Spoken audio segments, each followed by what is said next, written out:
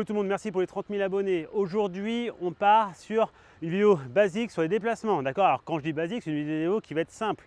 Par contre, les déplacements vont être quand même assez évolutifs. Ça va aller du débutant au confirmé. Je vais faire de profil. Tout d'abord, quand je vais envoyer un jab, je vais vouloir stepper dans mon jab, d'accord? Super important, consigne de base. Je step, mon pied, il n'est pas droit en fonction, en direction de mon adversaire. Il va être légèrement sur le côté pour avoir une meilleure capacité à pouvoir revenir. Boum, venir ici, d'accord? Il faut comprendre que si vous êtes ici, vous allez avoir un levier trop important sur le tendon routier, vous allez galérer à reculer. Moi, ce que je veux, c'est cette capacité à être beaucoup plus précis, d'accord? Pouvoir commencer à jauger le terrain. Je suis ici, imaginez, le sol il brûle. Je suis là, wow, ça brûle, ça brûle, ça brûle. Et ça, en fait, ça va me permettre plus tard de dissimuler des enchaînements. Donc ça, c'est une première chose. Donc vous allez pouvoir envoyer votre jab et stepper en même temps. Ça, c'est des choses qui sont simples, vous savez le faire. Maintenant, je fais la même chose avec le cross. Soit vous le faites en même temps, soit vous faites un step et vous crossez. Basique, pareil, toujours simple. Maintenant, on enchaîne sur le jab cross. Vous pouvez faire jab cross en steppant. Vous pouvez le faire aussi jab, je reviens, cross, je reviens, à vouloir, bam et bam. Ça, c'est intéressant. On va le trouver beaucoup dans le principe d'impulsion-répulsion. Mais c'est intéressant parce que ça va permettre d'imaginer que j'envoie mon jab, il va vouloir contrer, vouloir riposter, je reviens et je refrappe. Des choses qui vont m'intéresser, d'accord? Libre à moi de faire mon premier punch en steppant, revenir et me désaxer, d'accord? Ce qui veut dire que mon deuxième pas que je fais maintenant, il ne va pas être droit, il va être légèrement sur le côté. Très intéressant, on le retrouve beaucoup dans le style soviétique, d'accord? On va venir ici, je reviens, boum, je me déplace. Ça me permet de prendre un angle tout en étant protégé, et donc ça, c'est quand même très très efficace. On peut aussi travailler, par exemple, sur le check hook. Votre check hook, ça va être quoi? Je suis dans cette position, ok? Soit je vais rentrer avec ma frappe tout de suite, c'est-à-dire je vais envoyer ma hanche, ma pointe de pied dans la direction du crochet que je vais envoyer, comme ceci. Je viens frapper, comme ceci. Pouce vers le haut, pouce vers vous, je m'en fiche, ça change strictement rien pour moi, d'accord? Je viens ici, hop, je rentre. Ça, c'est la première version. Vous pouvez faire la même version avec juste un léger rappel pied arrière pour resserrer et décaler. On va le retrouver beaucoup sur ce genre de choses pour avoir un peu plus de mouvement. Si vous êtes mal réparti au niveau de vos appuis, ça va vous aider à resserrer légèrement. Je resserre pour repartir correctement. C'est quelque chose qu'on fait beaucoup. Évidemment, on a la même chose de l'autre côté. Je suis ici, soit j'enchaîne direct, soit à l'inverse. Je suis en position, je vais ravancer légèrement cette jambe vers l'intérieur. Ok, je la ravance et boum, je vais pouvoir envoyer. Ça me permet d'avoir un peu plus de possibilités. Sachant que quand je boxe, je suis là, je travaille, je commence à jouer beaucoup avec ce pied avant pour attirer mon adversaire, d'un coup, hop, boum, s'il met la pression, je peux me décaler. Très important. Le L-step basique, je suis ici, on boxe, ma jambe arrière va revenir ici et au moment où elle revient, hop, je me décale. D'accord? C'est très important de le travailler. Faites gaffe de ne pas vous retrouver trop longtemps dans cette position-là. C'est pour ça qu'on appelle ça plutôt un pas glissé qu'un pas chassé. C'est-à-dire que je ne chasse pas mon pied, je vais plutôt le glisser, je me décale. Encore, on est ici, hop, hop, hop, très important. Je peux frapper, je peux faire ce que je veux. Évidemment, une fois que vous l'avez ici, on va venir là, d'accord? Ici, on vient là et on se décale. Évidemment, un des déplacements les plus connus, c'est le pivot. Je suis en position ici, d'accord? Je vais frapper, je fais ce que je veux, hop, je fais un angle. Attention sur vos pivots, je vois beaucoup trop de personnes qui ont tendance à faire 90 degrés d'angle. En ayant 90 degrés d'angle, si votre adversaire était ici et regardez par là-bas, on va se retrouver quasiment tous les deux en train de boire le café et regarder dans la même direction.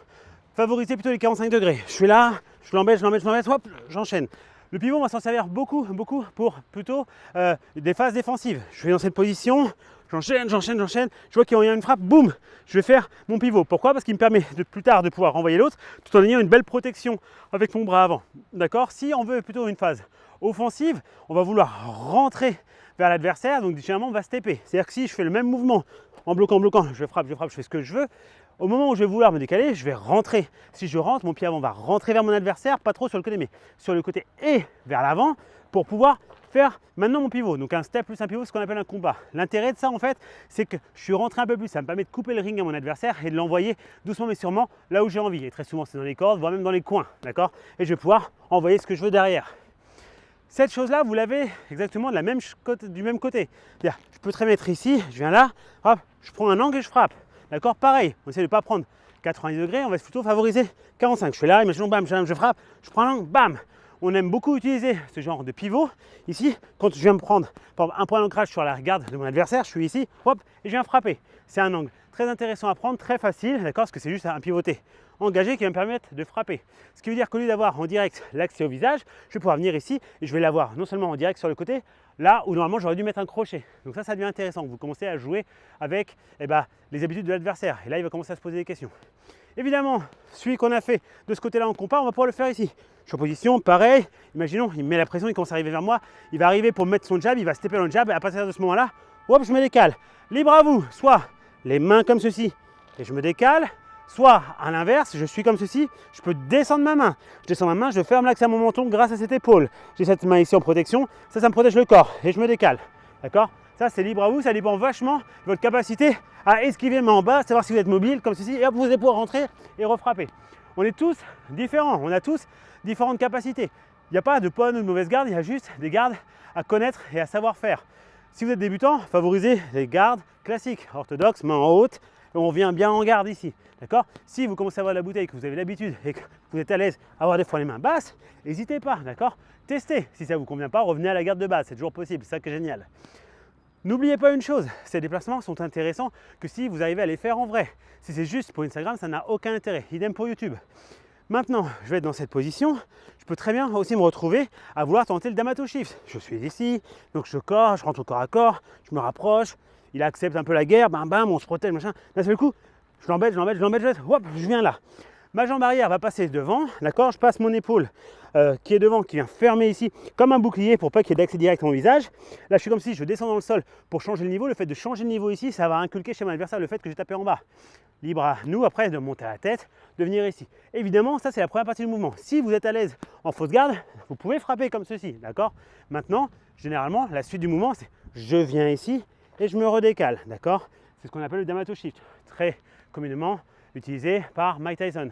Kazamato, coach de Mike Tyson, si vous n'avez jamais vu, regardez les vidéos que j'ai faites sur la série Mike Tyson, et ça va être intéressant.